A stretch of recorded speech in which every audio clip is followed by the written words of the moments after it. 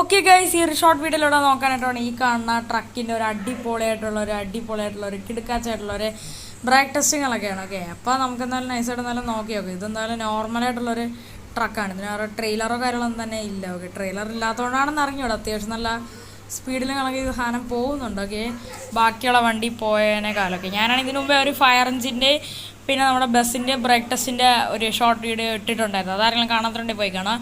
Braking ടൈമായി, break ചെയ്തിട്ടുണ്ട്.